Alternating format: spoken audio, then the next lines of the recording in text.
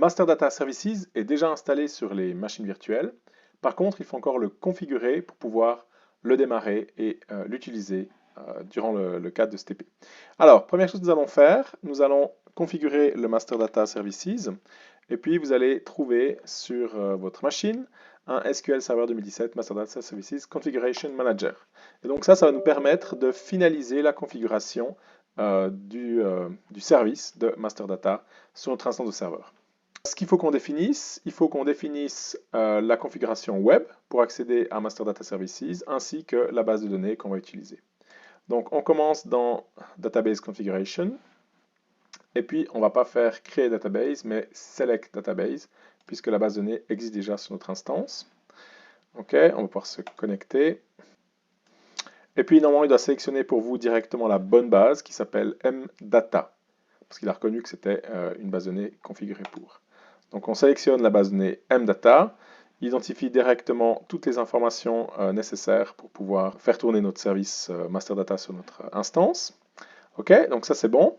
Ensuite, dans Web Configuration, donc ici maintenant il faut qu'on détermine quel est le service web qui va fournir l'accès à notre Master Data Services. C'est une application web en fait, en l'occurrence Master Data Services.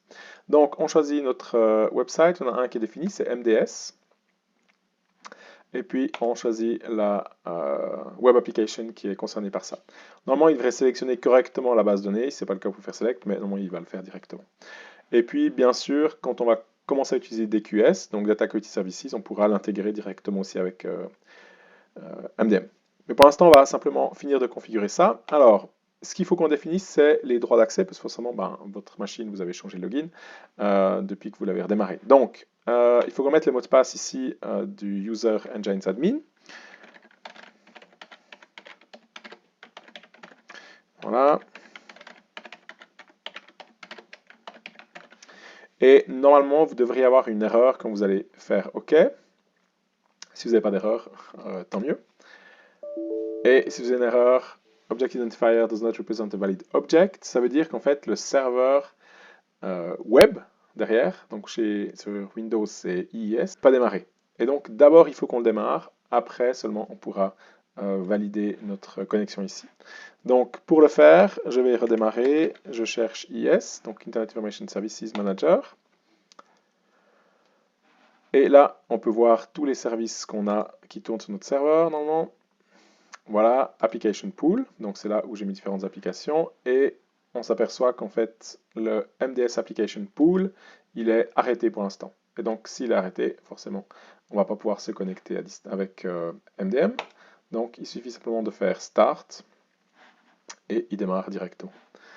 Maintenant qu'il est démarré, je dois pouvoir faire la connexion. Donc, je recommence.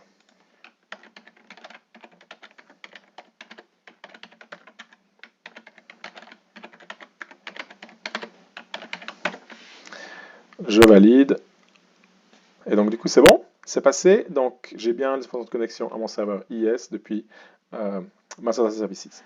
Donc maintenant, je peux appliquer la configuration et normalement, il devrait m'indiquer que tout est bon. Voilà, et je peux directement démarrer ça dans mon browser. En attendant que ça charge, donc si j'ai pas d'erreur qui vient tout de suite, voilà, c'est-à-dire que mon serveur est démarré. Et pendant que ça finisse, je peux faire Exit ici, ma configuration est prête. Donc avec cette première étape-là, on a configuré Master Data Services pour que le service démarre sur notre machine, notre serveur. Donc on peut fermer IS derrière, IS va démarrer automatiquement, pas de souci. Et si vous avez un problème une fois dans le futur pour le démarrage de MDM, regardez que le service IS tourne bien. Maintenant qu'on en est là, on a notre interface MDM. Donc faites attention, c'est un vieux, c'est pas si vieux, mais bref, service de Windows, ça tourne sur Internet Explorer, hein, donc il faut utiliser Internet Explorer ou Edge pour le faire tourner, ça va pas marcher avec Chrome par exemple. Une fois qu'on est arrivé sur la page de démarrage, vous avez différentes informations, donc pour avoir des données tests, il y a toute la doc en fait qui est à disposition, il y a des vidéos qui sont assez sympas. Sur Cyberlounge, je vous ai aussi mis le lien vers une instruction complète et une vidéo pour utiliser Master Data Services, donc le cycle complet. Donc si jamais vous avez besoin de plus d'infos, vous pouvez retrouver tout ça là-bas.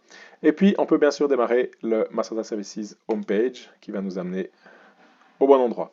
Et donc maintenant, ici, je me retrouve sur la page de démarrage de Master Data Services. Pour l'instant, j'ai encore rien qui est configuré, donc il va falloir que je crée d'abord un modèle, et une fois que ce sera fait, je vais pouvoir commencer à travailler avec dessus. On a aussi directement le lien pour pouvoir installer Master Data Services dans Excel, pour qu'on puisse faire des changements dans Excel et réuploader nos modifications directement sur le serveur. La première chose que nous allons faire maintenant, ça va être de configurer notre serveur Master Data Services pour pouvoir utiliser notre projet. Donc, première chose qu'on va faire, on va ajouter un nouveau modèle qui va contenir l'ensemble de nos entités, c'est-à-dire l'ensemble des tables qu'on va pouvoir utiliser derrière. Donc, vous l'appelez comme vous voulez. Moi, je vais l'appeler MediaZone MDM.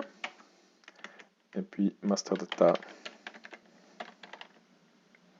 Je ne vais pas créer d'entité là-dessus. Et je vais directement enregistrer ça. Voilà. Et donc maintenant, j'ai créé mon modèle MediaZone.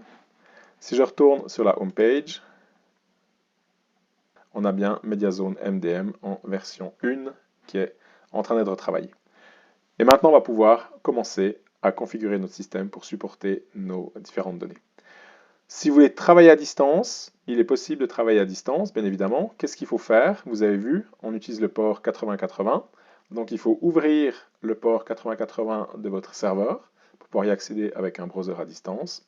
Et puis, pour pouvoir utiliser Excel, sur Cyberlearn, vous avez 2 slides de documentation. Il faut installer le plugin dans votre version d'Excel sur votre machine locale pour y accéder à distance.